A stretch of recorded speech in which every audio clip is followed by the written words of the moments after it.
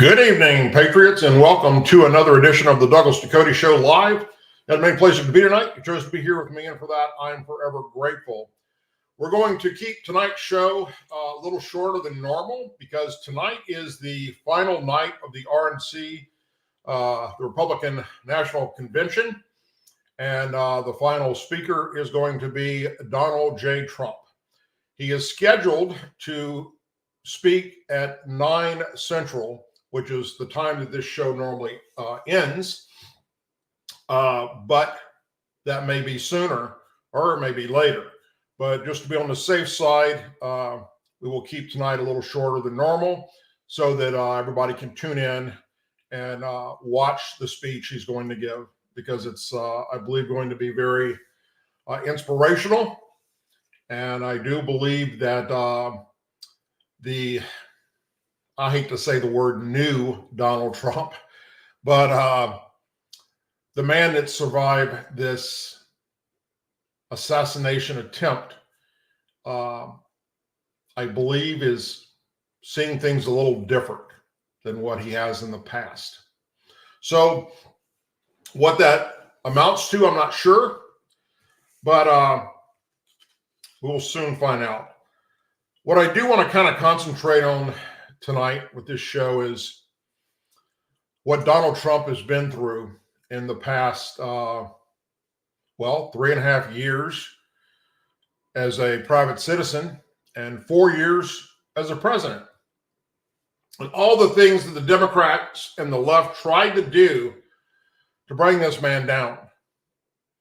And each step along the way failed miserably. Not that they haven't stopped trying, because they're still attempting to do that. And I want to focus on the Secret Service. Now, I've got friends that used to be in the Secret Service. I myself worked in law enforcement. Worked in law enforcement when details for our agency were involved with presidents coming to visit the area. I personally wasn't on any presidential detail, but know many of the people that were. Worked with them side by side.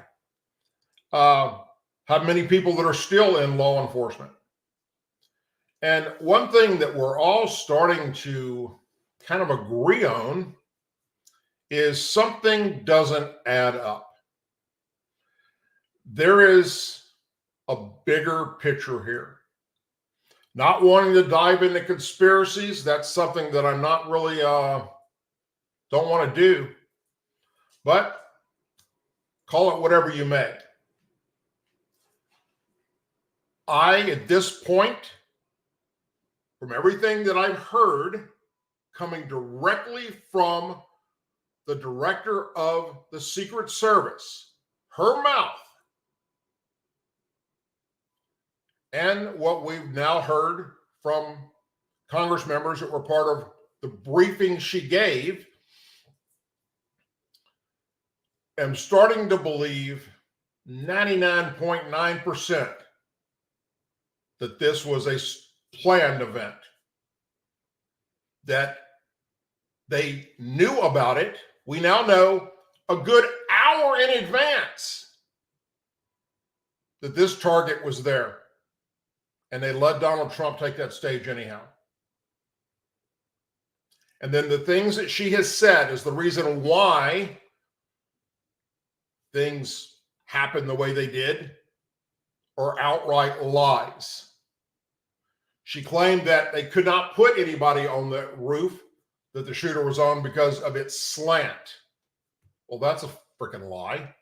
The roof that the Secret Service or the law enforcement snipers were on was slanted. That roof sure as hell wasn't. I mean, it had a very slight slant.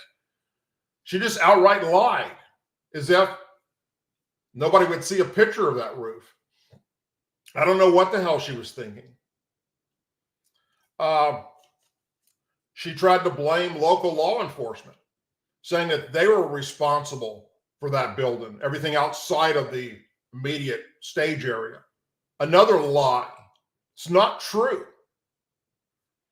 We've now had the police chief of that local agency come out and say, we were in charge of traffic detail, not anything to do with that building or any buildings for that matter. And yet she's trying to throw us under the bus. He made that very clear, which I've already told you right here, just on last Tuesday's show, that it's not their job. It's the Secret Service's job. Then I'm going to share with you tonight some things that I found out about her that lead me more and more to believe with the things that she's saying and what we're finding out from members of Congress that were part of that briefing that she gave, that we may, in the future, find out that either they planned this or when they realized it was possibly going to happen, didn't take any steps to stop it. Call it a conspiracy, call it whatever you want. I'm telling you, none of this shit adds up. None of it. That's coming from the Secret Service. And that shit should scare the hell out of everyone. We'll also, before I dive into this, mention that Joe Biden, who's fully vaccinated, he's received all of his boosters, who also is on record saying, if you get this, you will not catch this virus, supposedly has it right now. I don't know if you saw the video of him trying to board Air Force One yesterday, but whoa, it did not look good. I don't know what the outcome of this is going to be. I do know that more and more members of Congress have stepped forward now and said, Joe, you have to step down. You can't continue this bid to be president. And we know that the White House is so far defending the president, saying that we're not backing out of this. Chuck Schumer has come out and said, Mr. President, you can't do this. Adam Schiff has come out and said, you can't do this. Obama. Biden no longer has the support of Obama. It's a disaster. Their convention takes place in just a few weeks. And nobody knows who they're going to pick. But the rumbles that are happening behind the scenes right now is it isn't going to be Joe Biden. Now, I heard an interview yesterday with Howard Dean. You all remember him, right?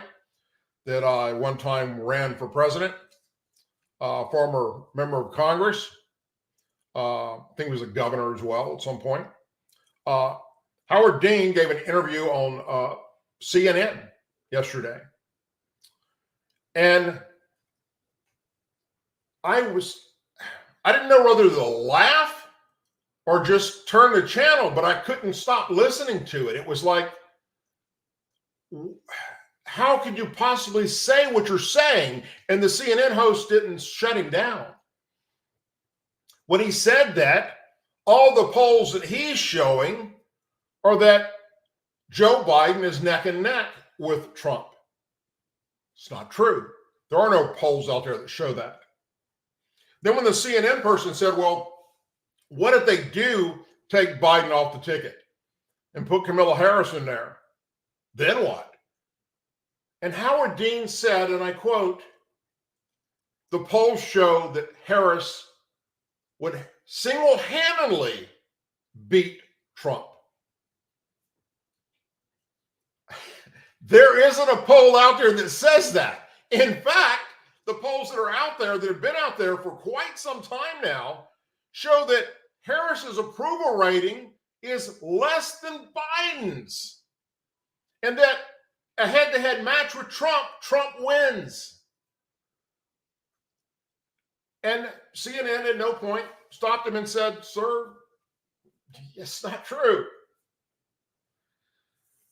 Anyhow, the Democrats have a huge problem right now. They can't win with Joe Biden. Everybody knows it. But a few hardcore liberal Democrats and those in his immediate circle. And they only want him to run for one reason. That's to protect Hunter. Let's face it. Because without Joe in there, Hunter's about to do prison time. It's a freaking mess. A big, big mess that is unfolding in the Democrat Party right now. And it's going to get worse before it gets better. I've said before, right here on this show, that I did not see any way possible for Joe Biden to make it to the November 2024 election. That he would either bow out or they would replace him, or he would have some type of health issue that sidelights him permanently. And I do believe that one of those three is about to happen. Which one it is, I don't know. But it's worth watching. It's sad what we're watching happen. There's no reason for this to continue to go the route it's going, but it is. And every attempt along the way to paint Donald Trump as the evil Hitler is backfired. But it almost didn't. U.S. Secret Service is at the center of questions about security after the shooting at the rally of former President Donald Trump in Butler, Pennsylvania. The agency under the Department of Homeland Security, which we also know is a freaking disaster because of its leader, is charged with safeguarding the president, vice president, and other top U.S. and foreign dignitaries. Kimberly Chattel is the 27th director of the U.S. Secret Service. She was sworn into office on September 17th, 2022. She oversees more than 7,800 special agents, uniformed officers, and other personnel, according to the agency itself. She is also a former agent who served more than 25 years in the agency in various roles. Surprisingly, it wasn't janitor. She is the second woman to serve as director. She served on President Biden's protective detail when he was the vice president, and through that time became personal friends with Jill Biden herself. Quote from Joe: Jill and I know firsthand Kim's commitment to her job and to the Secret Service people and mission. When Kim served on my security detail when I was vice president, we came to trust her judgment and counsel. Biden said in a statement when he appointed her in August of 2022. She is a distinguished law enforcement professional with exceptional leadership skills and was easily the best choice to lead the agency at a critical moment for the Secret Service. She has my complete trust, and I look forward to working with her. Joe Biden. She had retired from the Secret Service in 2021 and taken a job as a senior director managing global security at PepsiCo North America before Biden nominated her to serve in the agency as director the following year. She worked her way up in the ranks at the Secret Service in management roles, including as special agent in charge of the Atlanta office, overseeing investigations, intelligence, and official visits to Georgia, according to the Secret Service. In 2021, Joe Biden awarded her with a Presidential Rank Award for her exceptional performance over the time of her career.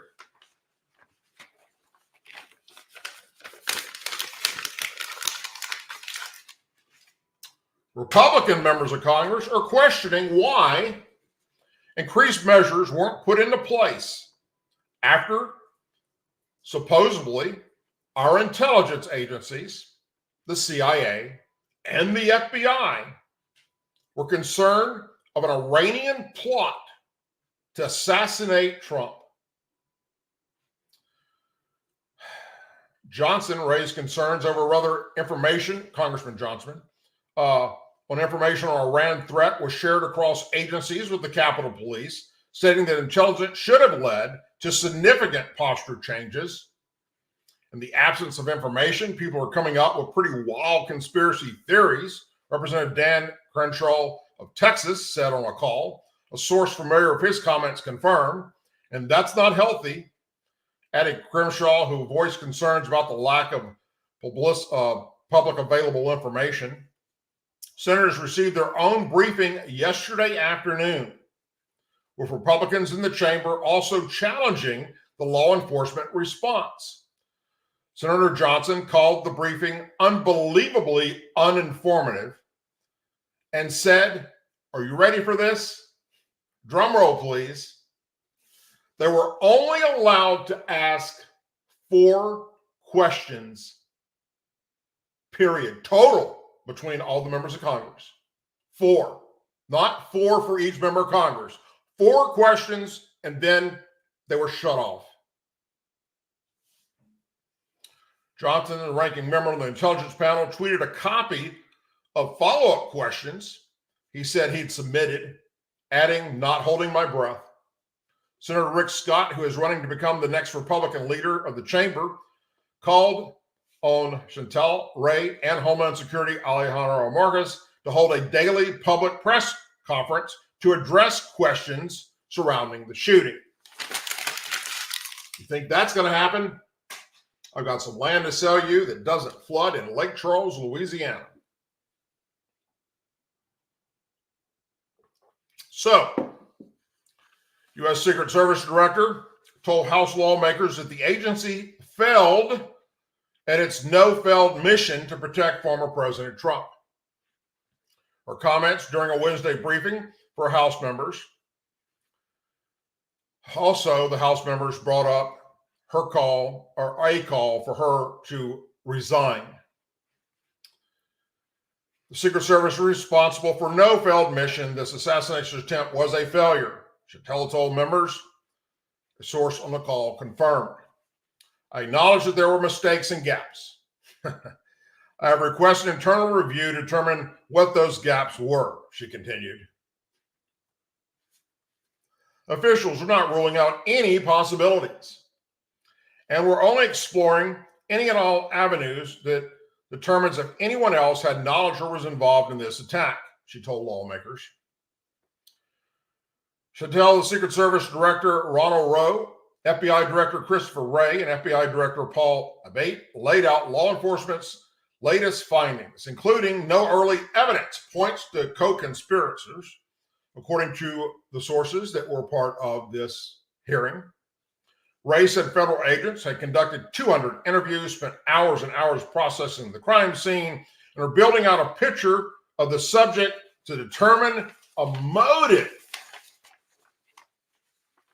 I got your motive. This guy believed the lies coming from the left, from CNN, from MSNBC, from the Democrats, members of the House, the Senate, and Joe Biden himself. The lies that Trump was a racist, bigot, a Nazi, white supremacist, and a threat to democracy. You don't need a degree in astrophysics to figure out this, Director Wray, or Mayorkas, or the first inclusive DEI female in charge of the Secret Service. You guys, along with every single member of the Biden administration, are the most unprofessional, incompetent people to ever be placed in leadership positions in our government.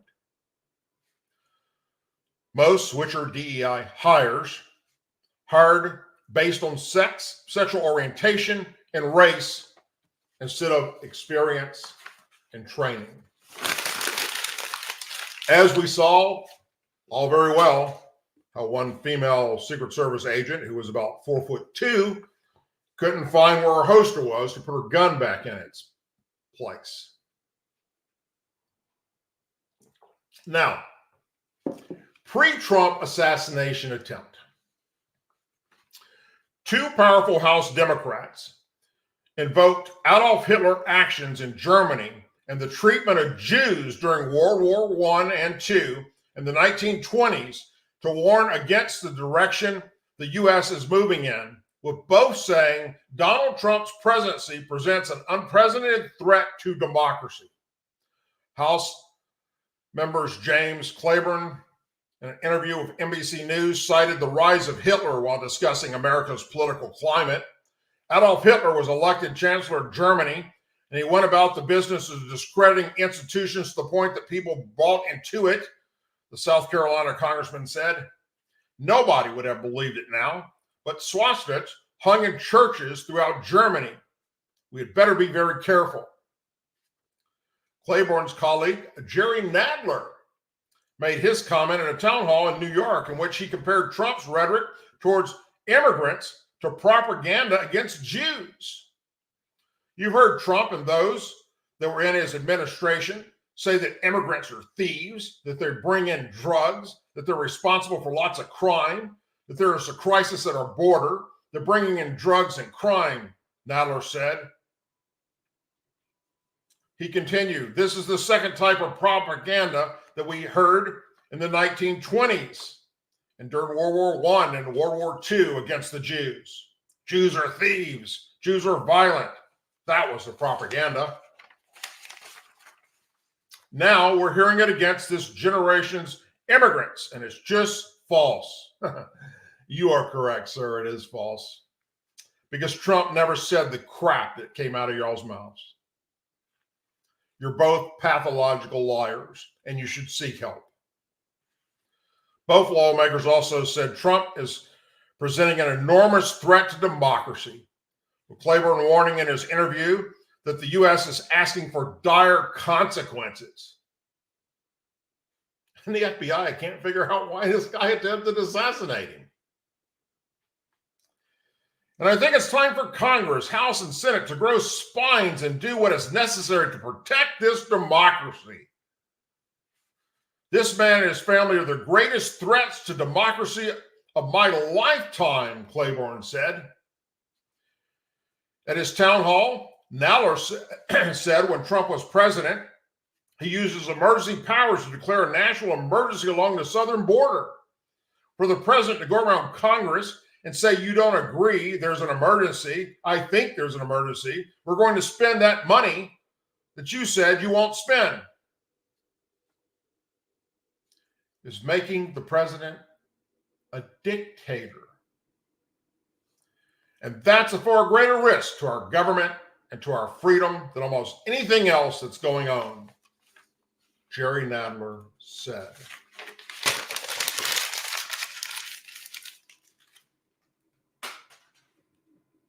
Yeah.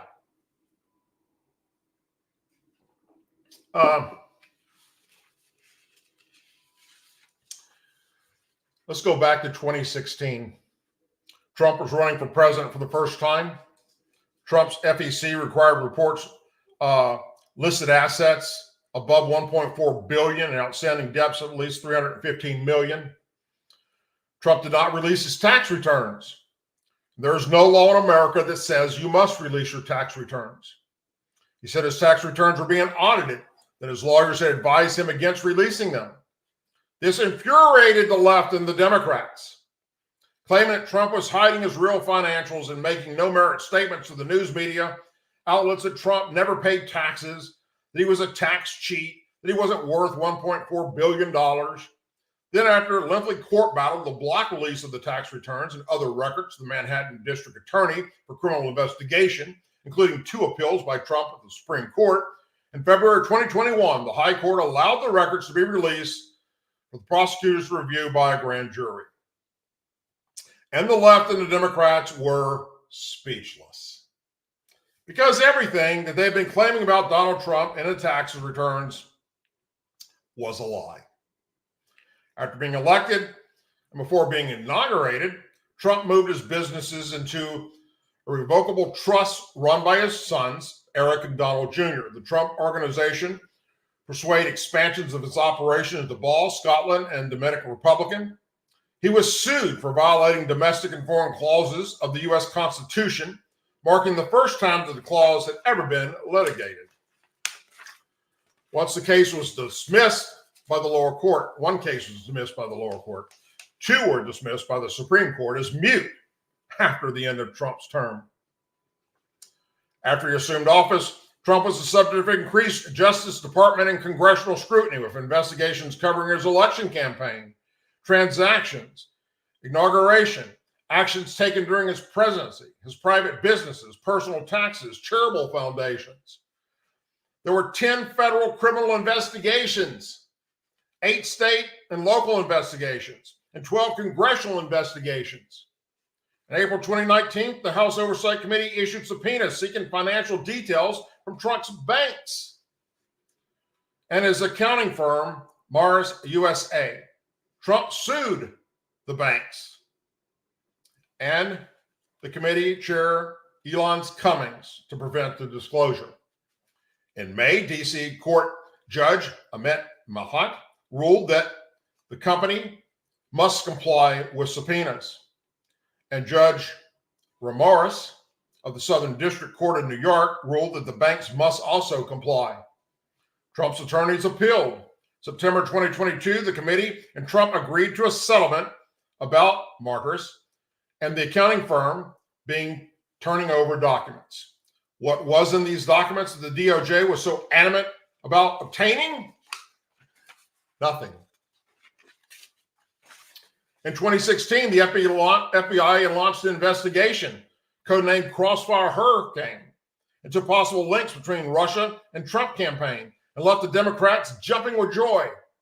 After Trump fired FBI Director James Comey in May of 2017, the FBI opened a counterintelligence investigation into Trump's personal and business dealings with Russia. Crossfire Hurricane was transferred to the Mueller investigation. But Deputy Attorney General Rod Rosenstein ended the investigation into Trump's direct ties to Russia while giving the Bureau a false impression of the Mueller report. Special counsel investigation would pursue the matter. When the much waited for Mueller investigation was concluded, it found Trump did not do anything wrong, as the left and Democrats had claimed, and there was no Russia collusion. In August 2019, a whistleblower filed a complaint with the Inspector General of the intelligence community about a July 25th phone call between Trump and President of Ukraine, during which Trump, they said, pressured Ukraine president to investigate CrowdStrike, the Democrat presidential candidate, Biden and his son. The whistleblower said that the White House had attempted to cover up the incident, that the call was part of a wider campaign by Trump administration and Trump attorney Rudy Giuliani that have included withholding financial aid from Ukraine in July of 2019 and canceling Pence's meeting in 2019 Ukrainian trip. House Speaker Nancy Pelosi initiated a formal impeachment inquiry on September 24th. Trump confirmed that he withheld military aid from Ukraine, offering his reasons for the decision, all of which were legal. On September 25th, the Trump administration released a memorandum of the phone call, which confirmed that after that phone call that mentioned purchasing anti-American missiles is what Zelensky wanted, Trump asked him to discuss investigating Biden and his son with Giuliani and Barr, because there was information out there that Hunter Biden was involved with a bunch of shady business dealings in Ukraine, and that Joe Biden himself, as vice president, did exactly what they were now claiming that Trump was doing, withholding money from Ukraine if they didn't fire the prosecutor that was looking into Hunter Biden. The testimony of multiple administration officials and former officials confirmed this was part of a broader effort to further Trump's personal interest by giving him an advantage in the upcoming presidential election. December 13th, the House Judiciary Committee voted along party lines to pass 2 articles of impeachment, one for abuse of power and one for obstruction of Congress. After debate, the House of Representatives impeached Trump on both articles. On December 18th, Trump was acquitted by the Senate. On January 11th, 2021, article impeachment charge against Trump for inciting issues that happened at the Capitol was introduced in the House. All that took place on January 6th. The House voted to impeach Trump on January 13th, making him the first U.S. president to be impeached twice. On February 13th, following a 5-day Senate trial, Trump was acquitted. On August 8, 2022, FBI agents searched Mar-a-Lago to recover government documents and material Trump had taken with him after he left office in violation of Presidential Records Act, reportedly including some related to nuclear weapons. The search warrant indicates an investigation of potential violations of the Espionage Act and obstruction of justice laws. The items taken in the search included 11 sets of classified documents, 4 of them tagged as top secret, and 1 is top secret SCI, the highest level of classification. On November 18, 2022, the U.S. Attorney General Merrick Garland appointed a federal prosecutor, Jack Smith, a special counsel to oversee the federal criminal investigation into Trump retaining government property at Mar-a-Lago and examining Trump's role in the events leading up to the Capitol attack. On December 19, 2022, the U.S. House Select Committee on January 6 attack recommended criminal charges against Trump for obstructing an official proceeding, conspiracy to defraud the United States. The judge in this case tossed it out last week. And furthermore, Joe Biden, as it turns out, not only took records as vice president, which he has no authority to do, nor declassify them, but also when he's a member of Congress, and he had them at both of his homes, he had them in both of his offices, he had them in his garage, all unsecured, and nothing was done to him. In fact, the special counsel said that they refused to charge him because he's old and feeble and has lost his mind. Then, of course, in August of 2023, a Fulton County, Georgia, grand jury indicted Trump on 13 charges, including racketeering for his efforts to subvert the election outcome in Georgia. Multiple campaign officials were also indicted. Trump surrendered, was processed at Fulton County Jail, and was released on bail pending trial. He pleaded not guilty. On March 13, 2024, the judge dismissed some of the charges against Trump in this case. As of today, that case is stalled due to the inappropriate conduct of the DA herself, Fani Willis. July 2021, New York prosecutors charged the Trump Organization with a tax fraud scheme stretching over 15 years. In January 2023, the organization's chief financial officer, Alan Rosenberger, was sentenced to 5 months in jail and 5 years of probation for tax fraud after a plea deal. In December 2022, following a jury trial, the Trump Organization was convicted on all counts of criminal tax fraud, conspiracy, and falsifying business records in connection with the scheme. In January 2023, the organization was fined a maximum of $1.6 million, but Trump was not personally charged in this case because they could find no connection that he was involved or knew about it in any way, shape, or form. Then there was a criminal conviction in the Stormy Daniels hush money case. A liberal judge whose daughter worked for Joe Biden and Harris, which was all that was needed to recuse yourself from it, refused to. Throughout the trial, the judge made a complete mockery of our justice system. Trump was convicted of 34 felonies. The sentence of these charges are now on hold due to the Supreme Court's decision on presidential immunity. In May 2023, a New York judge in a federal lawsuit brought by journalist E. Jean Carroll in 2022 found Trump liable for sexual abuse and defamation and ordered him to pay $5 million. Trump asked for a new trial, arguing that the jury had not found him liable for rape or sexual abuse, only that he was liable for defamation. But he only did that because of the things she was saying about him. He also separately countersued her for defamation. The judge for the two lawsuits ruled against Trump. In January 2024, the jury in the defamation case brought by Carroll in 2019 ordered Trump to pay her $83.3 million in damages. In March, Trump posted a $91.6 million bond and appealed. In no time in the trial was Carroll able to prove the allegations she made against Trump were true. She submitted zero evidence that the encounter with Trump ever took place. And now, after all of these things I just mentioned, and there were a bunch more, but I don't have time to go into that because it's only an hour show, but I could go on for about another 2 hours with all this shit they did to Donald Trump starting when he first announced he was running for president, because this is just scratching the surface. But with all of that, now it all failed to bring Trump down.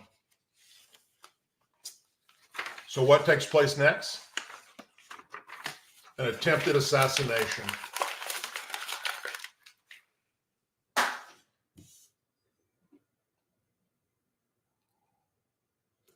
You can believe whatever the hell you want to believe.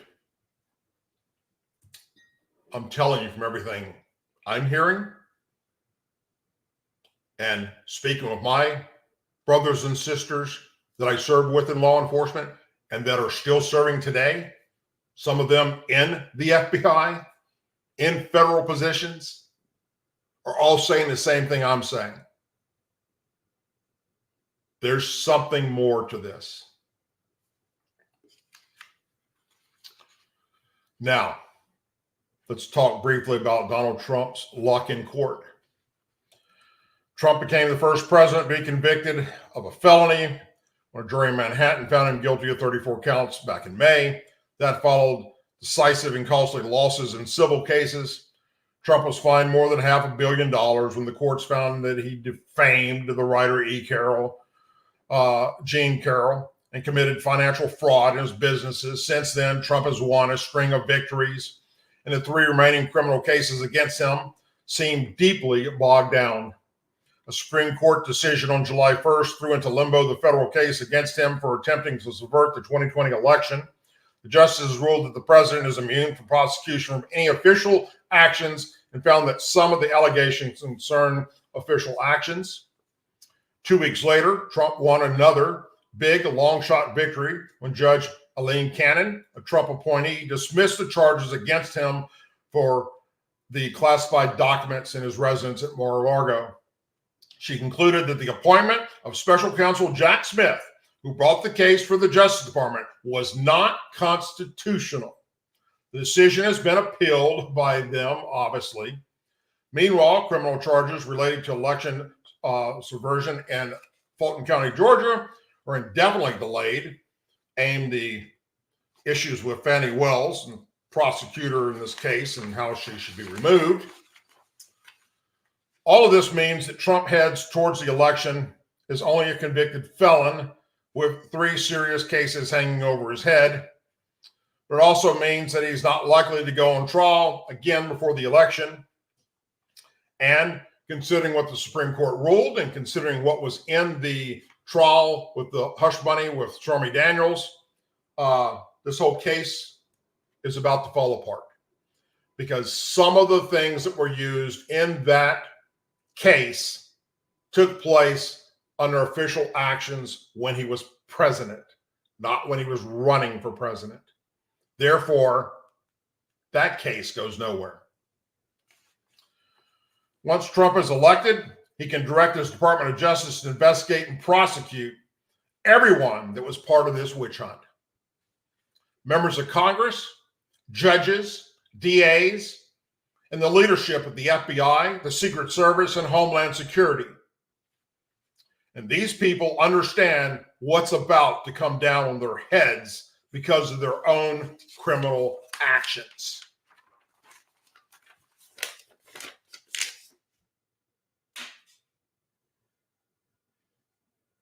I can't wait for this election to get here. More now than ever before. I am putting my support 100%. Even though I disagree with a lot of things that Donald Trump has said, I disagree with a lot of things that he did and a lot of things he didn't do as president. What we've witnessed happen to him in those 4 years as president, in the past 3.5 years as Joe Biden is president, makes me put 100% of everything I have on the Trump train. The Democrats have to be defeated. They have to be defeated at 1600 Pennsylvania Avenue. The Republicans have to keep the House and expand it, and they have to take back the Senate. And then it is up to we, the people, to hold these Republicans accountable. And hopefully, this time, Donald Trump will do the right thing when he takes over, and he will fire all the leftovers.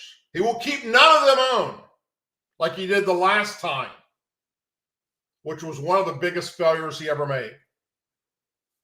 And then he will direct his Department of Justice to go after these crooks, which, remember, during the first run-up to election, every single rally, the chance of lock her up for Hillary Clinton and the crimes she got away with,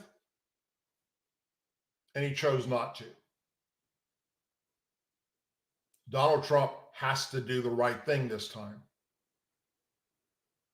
They've tried their damnedest to do everything they possibly can to bring you down, to include attempting to kill you. Now take matters into your own hands once you become president and make the justice system work the way it's supposed to. Folks, you had many places you could be tonight. You chose to be here with me, and for that, I'm forever grateful. I want you to tune in to the DNC. Donald Trump is about to take to the stage and give his speech. It's something that we all need to listen to. It's his first major speech since the attempted assassination. He's supposed to take the stage in 15 minutes. So it might be a little bit before then, maybe a little bit after that. We'll see. But anyhow, it's very important that you tune into that and you watch it. In the description of this show and all my videos, all my shows, you can see where you can follow me on social media. Follow me. I'll follow you there. That's the way we do this. Continue to spread the information. Please like and subscribe to this channel if you haven't already done so, wherever you're watching me, whether it's on Rumble or YouTube or X or LinkedIn, and spread the word. Let everybody know about the show. Share the videos, share the live streams. And as we move closer and closer to the election, more and more information will be coming out. It's factual that you, the American patriots, need to know about. I'll be sure to bring that to you. Whatever you're going to be doing tonight and this weekend, please be safe. I'll see you back here next Tuesday. If something breaks between now and then, you do a live show about it or I do a video about it. Other than that, hope you all have a blessed and wonderful evening, a blessed and wonderful weekend. And stay tuned to the DNC tonight to listen to Donald Trump's speech. Take care, everyone. God bless you. And we will see you next Tuesday.